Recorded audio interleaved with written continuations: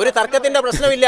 സ്ഥലമെടുപ്പാണ് കൂടുതൽ എക്സ്പെൻസീവ് എങ്കിൽ സ്ഥലമെടുപ്പിനേക്കാൾ കുറഞ്ഞ റേറ്റിൽ നമുക്ക് എലിവേറ്റഡ് ഹൈവേ പണിയാൻ കഴിയുമെങ്കിൽ നമ്മുടെ ചർച്ച വഴിതെറ്റി പോകുന്നു.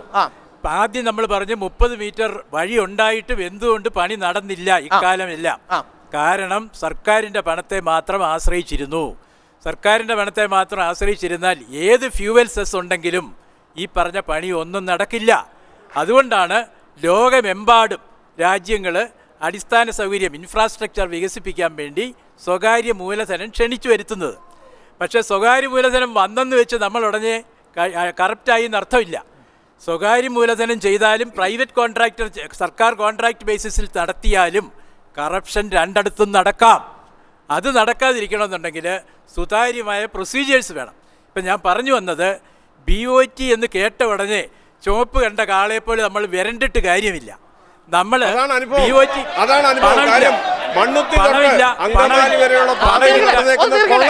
പണം കിട്ടാനുള്ള ഒരു സോഴ്സ് ആണത്.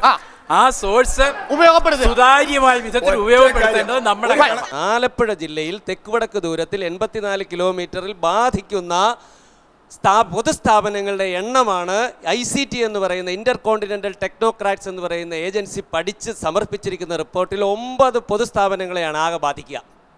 എത്ര കള്ളത്തരമാണ്! ഞങ്ങൾ റോഡിലിറങ്ങി പഠിച്ചതിൻ്റെ അടിസ്ഥാനത്തിൽ മാളിയേക്കൽ എന്ന് പറയുന്ന ഈ റോഡിലുള്ള ഒരു സ്ഥലമാണ്. അവിടെ മുതൽ ചേപ്പാട് വരെയുള്ള 3.5 കിലോമീറ്റർ ദൂരത്തിൽ 25 പൊതുസ്ഥാപനങ്ങളെ മാത്രം ബാധിക്കും ഈ രീതിയിൽ റോഡ് വികസിപ്പിച്ചാൽ എന്നുള്ളതാണ്. ഈ റോഡിൻ്റെ 50 കിലോമീറ്ററിനുള്ളിൽ നിന്നും മണ്ണെടുക്കാനാണ് ഉദ്ദേശിക്കുന്നതെന്നും ആ സ്ഥലങ്ങളുടെ പേര് പറഞ്ഞിരിക്കുന്നത് അങ്ങൊന്ന് കേൾക്കണം. ഒന്ന് സിരുവള്ളമാട്, അറുന്നോലി, ഉളനോവർ, നാരംഗപുരം, കോട്ടാക്കര, അമ്പലത്തേം, വട്ടപ്പാറ, കുടത്താങ്കര. ഈ മുഴുവൻ സ്ഥലങ്ങളും തമിഴ്നാട്ടിലാണ് എന്ന് അദ്ദേഹത്തിനറിയാം. അപ്പം ഇത്തരത്തിലുള്ള ഒരു ഇതിൽ ഈ വട്ടപ്പാറ എന്ന് പറയുന്നത് തിരുവനന്തപുരം എന്ന് പറയുന്ന സ്ഥലം മാത്രമല്ല, കേരളത്തിൽ ഒരുപാട് തമിഴ്നാട്ടിലുമുണ്ട്. അപ്പോൾ ഈ റിപ്പോർട്ട്, ഇത്തരമൊരു റിപ്പോർട്ട് ഉണ്ടാക്കി വെച്ചുകൊണ്ടാണ് BOT എന്ന് കണ്ടാൽ ചുവപ്പ് കണ്ട കാളയെ പോലെ ഇറങ്ങരുത് എന്ന് അദ്ദേഹം പറയുന്നത്. ആലോചിച്ച് നോക്കണം. ഒരു ചെറിയ കണക്ക്, ഏതാണ്ട് 27,000 കോടി രൂപ പാലിയക്കര ടോൾ ബൂത്തിൽ നിന്ന് മാത്രം 20 കൊല്ലം കൊണ്ട് പിരിക്കും.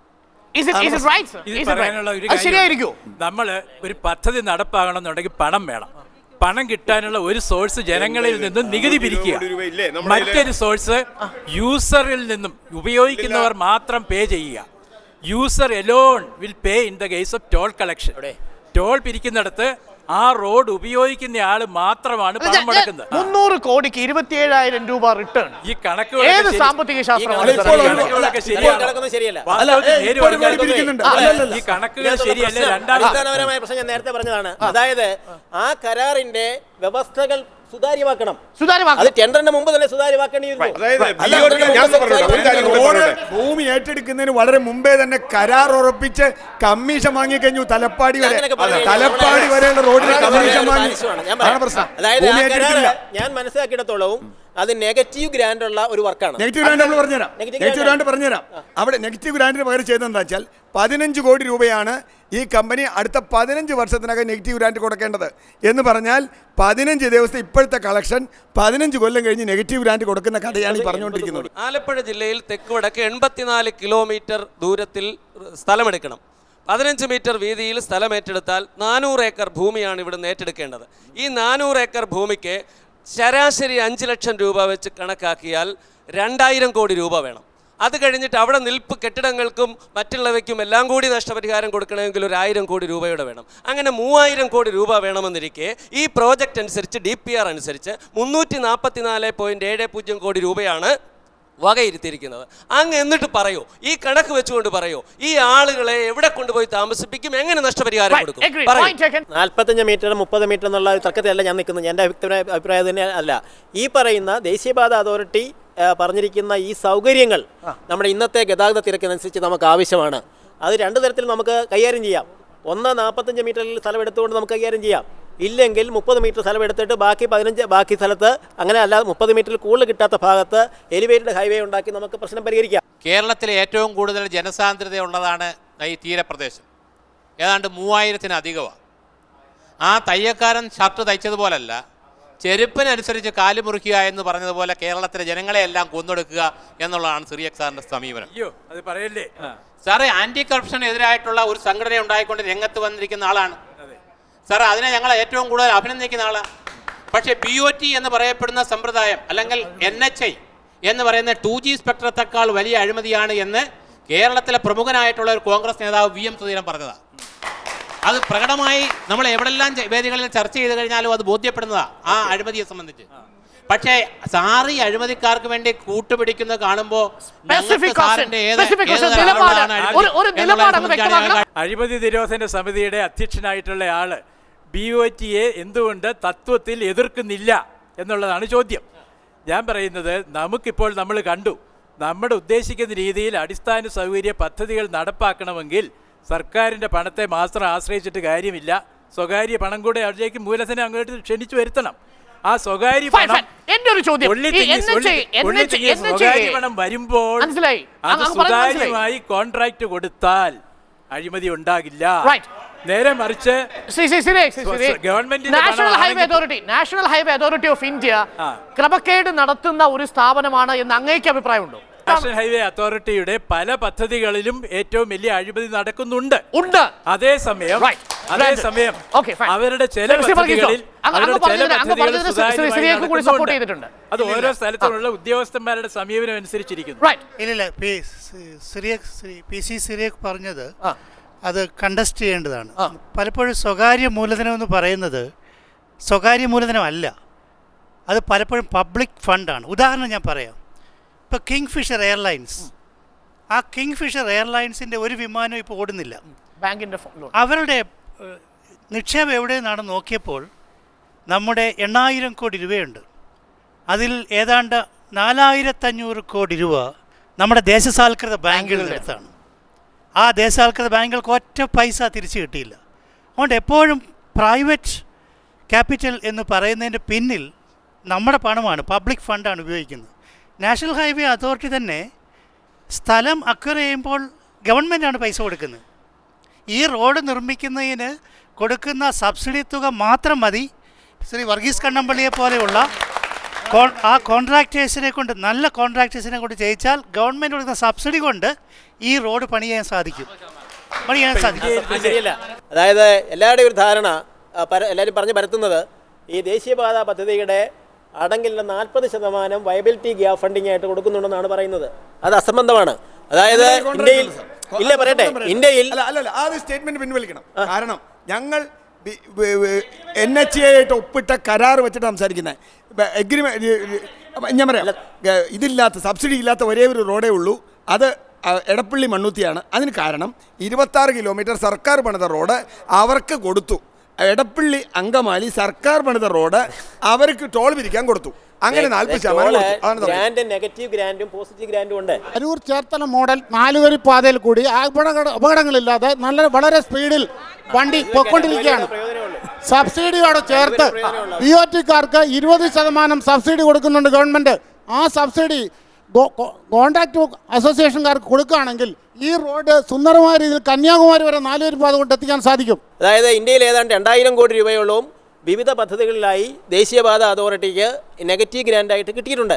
ഇവിടെ ഇപ്പം നമ്മൾ ബാക്കി പണിയുന്ന ഇതിൻ്റെ അങ്ങേ സ്ട്രെച്ച്, നമ്മുടെ വാളയാർ വരെയുള്ള അടുത്ത സ്ട്രെച്ച് ഉണ്ടല്ലോ, അത് നെഗറ്റീവ് ഗ്രാൻഡാണ്, സർക്കാരിലേക്ക് പൈസ കിട്ടുന്ന രീതിയാണ്. പിന്നെ ഞാൻ പറയുന്നല്ലോ, ഇവിടെ സർക്കാരിൻ്റെ കയ്യിൽ പണം ഉണ്ടെങ്കിൽ അത് ഉപയോഗിച്ച് സാധാരണ കരാറുകാർ കൊണ്ട് പണിയിക്കുന്നതാണ് ഐഡിയലായ സ്ഥിതിവിശേഷം. പക്ഷേ നമ്മൾ ചിന്തിക്കേണ്ട പ്രശ്നം, നമ്മുടെ പഞ്ചവത്സര പദ്ധതിയിലെ ബഹുമാനപ്പെട്ട സാമ്പത്തിക വിദഗ്ധമായി ഇവിടെ ഇപ്പോൾ പറയട്ടെ, നമ്മുടെ സാമ്പത്തിക സ്ഥിതി എന്താണ്? 12ാം പഞ്ചവത്സര പദ്ധതിയിൽ 1 ലക്ഷം, അതായത് 60 ലക്ഷം കോടി രൂപയാണ് ഇൻഫ്രാസ്ട്രക്ചർ ഡെവലപ്മെൻറ്റിന് വേണ്ടി നമ്മൾ മാറ്റിവെച്ചിരിക്കുന്നത്. അതിൽ പകുതിയും കേന്ദ്ര ഫണ്ടും ബാക്കി പകുതിയും സ്വകാര്യ മൂലധനമാണ് നമ്മൾ ഉദ്ദേശിക്കുന്നത്.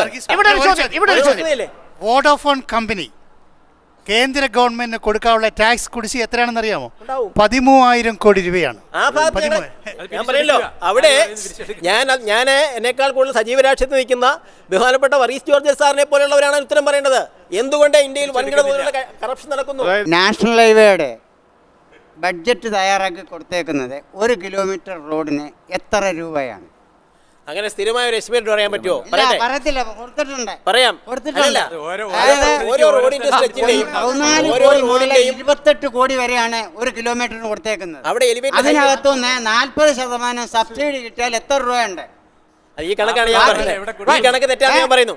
കാരണം 5 കോടിക്ക് ഞാൻ പറയട്ടെ, അതായത് ഈ വലിയ പാലങ്ങളെ, എലിവേറ്റഡ് ഹൈവേ, ഇതൊന്നും ഇല്ലാത്ത റോഡിലൊന്നും ഈ പറയുന്ന തുകയൊന്നും വരത്തില്ല. ഈ ഗ്രാൻഡ് കൊടുക്കേണ്ടി വരുന്നത് ഇല്ല, ഗ്രാൻഡ് കൊടുക്കുന്നില്ല. അങ്ങനെ ഈ 40% ഗ്രാൻഡ് കൊടുക്കുന്നില്ല. ഈ അടുത്ത തലമുറയെക്കുറിച്ച് അദ്ദേഹം പറഞ്ഞല്ലോ. എന്താണ് അടുത്ത തലമുറയ്ക്ക് വേണ്ടത്? പ്രപിതാക്കൾ തൻ തറവാട്ടു ധനമല്ല ഭൂമി, വരുമൊരു തലമുറയിൽ നിന്നും കടം വാങ്ങി തിരികെ ഏൽപ്പിക്കേണ്ടതാണ് ഭൂമി എന്നുള്ളതാണ് വരുന്ന തലമുറയെക്കുറിച്ച് കണക്കാക്കേണ്ടത്. അല്ലാതെ ഈ പറയുന്ന റോഡിൻ്റെ വീതി പരമാവധി കൂട്ടുകയും വാഹനങ്ങൾ പരമാവധി എണ്ണം പെരുപ്പിക്കുകയും ചെയ്യുക എന്നുള്ളതല്ല വരാനിരിക്കുന്ന തലമുറയെക്കുറിച്ച് ആശങ്കപ്പെടുന്നവർ നിർവഹിക്കേണ്ട ഒരു ദൗത്യം എന്നുള്ളതാണ് ഒരു കാര്യത്തിൽ അദ്ദേഹത്തോട് പറയാനുള്ളത്. അല്ലെങ്കിൽ യുക്തിസഹമായി മറുപടി പറയൂ. അതേപോലെ കോൺട്രാക്ടേഴ്സ് അസോസിയേഷനാണ് ഈ റോഡ് മുഴുവൻ നശിപ്പിക്കുന്നതിൻ്റെ ഉത്തരവാദി എന്ന് മിനിഞ്ഞാന്ന് ഈ കേരളത്തിലെ മന്ത്രി പൊതുമരാമത്ത് വകുപ്പ് മന്ത്രി പത്രദ്വാര പ്രസ്താവിക്കുകയുണ്ടായി. ഞങ്ങളാരുമല്ല പറഞ്ഞത്, ഞങ്ങൾക്കും ആ അഭിപ്രായം തന്നെയാണെന്നുള്ള കാര്യത്തിൽ തർക്കമൊന്നുമില്ല. അപ്പം അങ്ങനെയുള്ള കോൺട്രാക്ടേഴ്സ് അസോസിയേഷന് ഈ BOT പദ്ധതിയോട് ഇത്രയധികം താല്പര്യം ഉണ്ടാവാനുള്ള കാരണം സ്ഥാപിത താല്പര്യമല്ലേ എന്നുള്ളതാണ് എൻ്റെ മറ്റൊരു ചോദ്യം. വേറൊന്ന്, അങ്ങ് കണക്ക് പറയുകയുണ്ടായല്ലോ, 15 മീറ്റർ ദേശീയപാതയും 19 മീറ്റർ സർവീസ് റോഡും. ഇത് എവിടുത്തെ കണക്കാണ് സാർ? ഇത് ഒന്നുകിൽ തെറ്റുപറ്റിയെന്ന് സമ്മതിക്കണം. തെറ്റിദ്ധാരണാജനകമായി വർത്തമാനം പറയരുത് ഇതേപോലെ ഒരു വേദിയിൽ വന്നിരുന്നിട്ട്. അതായത് 19 മീറ്റർ എന്ന് പറയുന്നത് രണ്ട് സൈഡിലുള്ള സർവീസ് റോഡ് എന്ന് പറയുന്നത് 2 × 7.5 15 മീറ്റർ. പിന്നെ എർത്തൻ ഷോൾഡർ ഉണ്ട്. കോൺട്രാക്ടറാണ് 3 മീറ്ററാണ് പറയുന്നത് കേൾക്കൂ. നിങ്ങൾ കോൺട്രാക്ടറാണ് പറയുന്നത് കേൾക്കൂ. 6 മീറ്ററാണ് ഒരു സർവീസ് റോഡിന്റെ വിഡ്ത്. നമ്മളിപ്പോൾ നിലനിൽക്കുന്ന റോഡുകളുടെ ആരോഗ്യസ്ഥിതിയെ പറ്റി നമ്മൾ അനുമാനിക്കേണ്ടിയിരിക്കുന്നു. കേരളത്തിൻ്റെ റോഡുകൾ ഇന്ന് ഉള്ള റോഡുകൾ എത്രത്തോളം നമുക്ക് സുഗമമായ ഒരു യാത്രാ അനുഭവം തരുന്നുണ്ട് എന്ന് നമ്മൾ ചിന്തിക്കേണ്ടിയിരിക്കുന്നു. ഈ ദേശീയപാതയുടെ ഓരത്ത് 2 വശത്തുമായിട്ട് എത്രയധികം മരങ്ങൾ, 1 കിലോമീറ്റർ ദൂരം എടുത്തു കഴിഞ്ഞാൽ എത്രയധികം മരങ്ങളുണ്ട് എന്ന് നമ്മൾ മനസ്സിലാക്കേണ്ടിയിരിക്കുന്നു. ഈ മരങ്ങൾ നഷ്ടപ്പെടുക എന്ന് പറഞ്ഞു കഴിഞ്ഞാൽ നമുക്കറിയാം, ആഗോളതാപനം കൊണ്ട് നമ്മളൊക്കെ കാലാവസ്ഥാ വ്യതിയാനങ്ങൾ സംഭവിക്കുന്ന ആഗോളതാപനം കൊണ്ടൊക്കെ വലഞ്ഞുകൊണ്ടിരിക്കുന്ന ഈ കാലഘട്ടത്തിൽ ഈ മരങ്ങളുടെ നഷ്ടം നമ്മൾ എങ്ങനെ നികത്തും എന്നുകൂടി പറയണം. ഒരു യുവാവെന്ന നിലയിൽ വികസനം വേണ്ട എന്ന് നമുക്ക് പറയാൻ പറ്റില്ല. വികസനം എന്ന് പറയുന്നത് ജനങ്ങൾക്ക് വേണ്ടിയാവണം, അത് പ്രകൃതിയോട് ഇണങ്ങി നിൽക്കണം, എങ്കിൽ മാത്രമേ അത് വികസനമാവൂ. റോഡ് 5 കോടിക്കും ചെയ്യാം, 20 കോടിക്കും ചെയ്യാം 1 കിലോമീറ്റർ. പക്ഷെ ചെയ്യുന്നത് നല്ല ഗുണമേന്മയോടെ, നല്ല ക്വാളിറ്റിയോടെ ചെയ്താൽ ദീർഘകാലം അത് നിൽക്കും. ഓരോ കൊല്ലവുമുള്ള ചെലവ് കുറയും. ഉദാഹരണമായിട്ട് ഒരു കൊറിയൻ കമ്പനിക്കാരൻ വന്നു, ആലപ്പുഴ ചങ്ങനാശ്ശേരി റോഡ്, മൂവാറ്റുപുഴ തൊടുപുഴ റോഡ് ഒന്നാന്തരമായിട്ട് ചെയ്തിട്ടുണ്ട്. അതിനൊരു പക്ഷേ 1 കിലോമീറ്ററിന് 15 കോടിയോ എല്ലാം ചിലവായി കാണും. പക്ഷേ 4-5 വർഷം കഴിഞ്ഞിട്ടും ഒരു കേടുപാടും ഇല്ലാതെ വെള്ളപ്പൊക്കം ഉണ്ടായതിനു ശേഷം അപ്പം ആദ്യം പണം മുടക്കുന്നത് കണ്ട് നമ്മൾ ഭയപ്പെടേണ്ട ആവശ്യമില്ല. രണ്ടാമത്, കറപ്ഷൻ നടക്കാം. 5 കോടിയിൽ എസ്റ്റിമേറ്റ് വെച്ചു, 20 കോടി എസ്റ്റിമേറ്റ് വെച്ച് രണ്ടിടത്തും കറപ്ഷൻ നടക്കാം. കറപ്ഷൻ നടക്കാതിരിക്കണമെന്നുണ്ടെങ്കിൽ സുതാര്യമായ പ്രൊസീജിയേഴ്സ് വേണം. കള്ളത്തരം നടക്കുന്നതിനെ പിടികൂടി ശിക്ഷിക്കാൻ ഡിറ്ററൻറ്റ് പണിഷ്മെൻറ്റ് കൊടുക്കാനുള്ള സംവിധാനം വേണം. മൂന്നാമത്, നമ്മുടെ ഈ റോഡെല്ലാം ഇവിടെ പബ്ലിക് ട്രാൻസ്പോർട്ടിന് വേണ്ടത്ര പ്രാധാന്യം നമ്മൾ കൊടുത്തിട്ടില്ല കേരളത്തിൽ പ്രത്യേകിച്ച്. പബ്ലിക് ട്രാൻസ്പോർട്ട് നമുക്ക് നമ്മുടെ നാടിന് ആവശ്യമാണ്. പക്ഷേ ഏത് വാഹനമായാലും ശരി, റോഡിലൂടെ സഞ്ചരിക്കുവാൻ റോഡിന് വികസനം നമുക്ക് ആവശ്യമാണ്. കാരണം 4 വരിയായാലും ശരി, 6 വരിയായാലും ശരി, രാജ്യത്തെ വാഹനങ്ങളുടെ എണ്ണം അനുദിനം വർദ്ധിച്ചു വരികയാണ്. ഒരാളെ ഒന്ന് ആശുപത്രിയിൽ കൊണ്ടുപോകണം, നമുക്ക് എങ്ങനെ കൊണ്ടുപോകാൻ കഴിയും? നമ്മൾ ഇവിടെ ഇരുന്ന് 100,000 കണക്കുകൾ വെച്ചിട്ട് നിരത്തിയിട്ട് കാര്യമില്ല. റോഡിന്റെ വികസനം വേണം. അതുപോലെ തന്നെ വാഹനങ്ങളുടെ കാര്യത്തിൽ നിയന്ത്രണവും വേണം. ഒരു വീട്ടിൽ 3-4 വാഹനങ്ങൾ വാങ്ങി ആർഭാടം കാണിക്കുന്നവരാണ് കേരളത്തിലെ മലയാളികൾ. 1-2 വാഹനങ്ങളല്ല.